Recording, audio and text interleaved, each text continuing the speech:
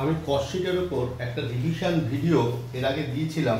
চেষ্টা করছি যে কস্টশিটটাকে মানে তার মেন যে টপিকগুলো রয়েছে সেগুলোকে একটু রিভাইজ করে দিতে।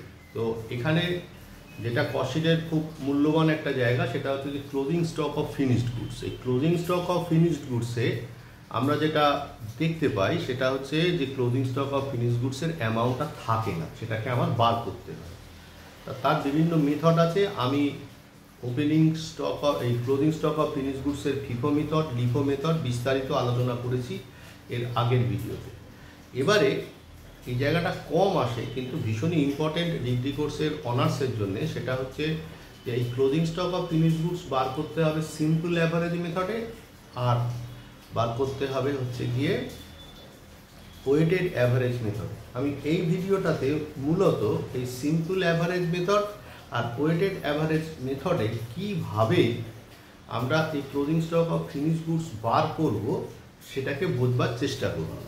প্রথমত একটা কথা বলি যে অ্যাভারেজ মানে কি। অ্যাভারেজ মানে দুটো সংখ্যার যোগফল, মানে আমি দুটো বলে ভুল বললাম, দুটো হোক, তিনটে হোক, চারটে হোক, যতগুলো হোক ডিভাইডেড বাই তত নাম্বার দিয়ে ভাগ করতে হয়।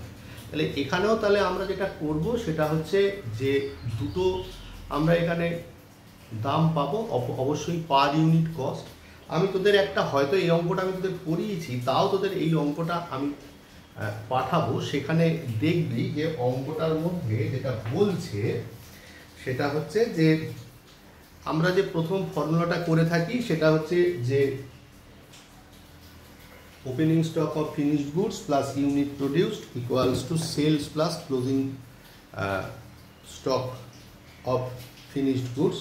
সেখান থেকে আমরা প্রোডাকশানটা, ধর আমি যে অঙ্কটা পাঠাচ্ছি সেই অঙ্কের প্রোডাকশানটা বেরোচ্ছে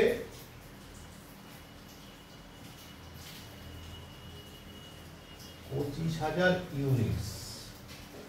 আমার প্রোডাকশানটা বেরোচ্ছে 25,000 ইউনিটস। এবার এই 25,000 ইউনিটস প্রোডাকশান এবার যেটা হবে সেটা হচ্ছে যে তুই যে কস্টশিটটা তুই নিজে হাতে করে করছিস, এই 25,000 প্রোডাকশানের সাপেক্ষে তোর দেখবি তোর একটা পার ইউনিট কস্ট বেরোবে। তা আমি আর অঙ্কের অত ডিটেলিংয়ে যাচ্ছি না। পার ইউনিট কস্টটা আমি কি তোর অঙ্কটা পাঠাবো বা আগে করিয়েছি, সেটা বেরোবে 21 টাকা 60 পয়সা। তাহলে এটা একটা পার ইউনিট কস্ট বেরিয়ে রইল। এরপর তুই কি দেখবি, এরপর তুই যেটা দেখবি সেটা হচ্ছে যে তোর opening stock of finish goods কি আছে। দেখ তোর কাছে ওপেনিং স্টক অফ ফিনিশ গুডসের দাম আছে 1,42,800 টাকা, আর তার এগেনস্টে তোর কাছে যেটা রয়েছে সেটা হচ্ছে যে ইউনিট কত আছে, ইউনিট আছে 7,000। তাহলে 7,000, তাহলে কি হলো 1,42,800, 1,42,800 ডিভাইডেড বাই 7,000 করলে কত হয় 20 টাকা 40 পয়সা। তাহলে এই একটা দাম, এই একটা দাম, এই দুটো দামকে কি করব আমরা যোগ করব, মানে এটা প্লাস এটা ডিভাইডেড বাই 2।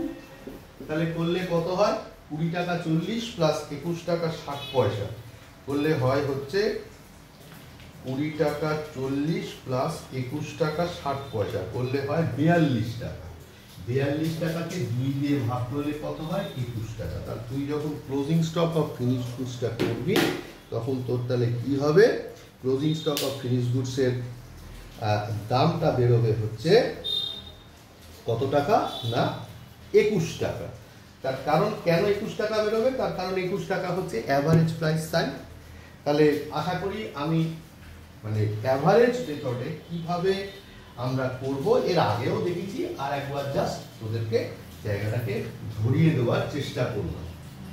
এবারে আর একটা মেথড যার নাম হচ্ছে ওয়েটেড অ্যাভারেজ মেথড, এরও একটা অঙ্ক আমি পাঠাবো, হয়তো আগে করিয়েছি, তার কারণ এবার একটা বিরাট অঙ্ক তোদের করিয়ে ফেলেছি।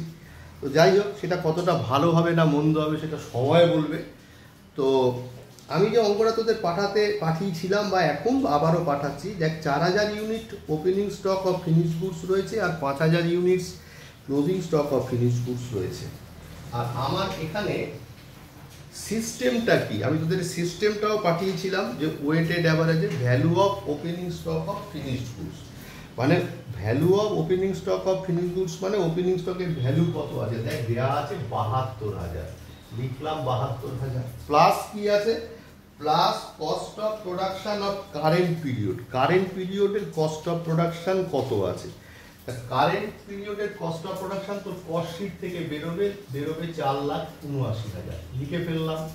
ডিভাইডেড বাই কি বলেছিলাম, number of units in opening stock.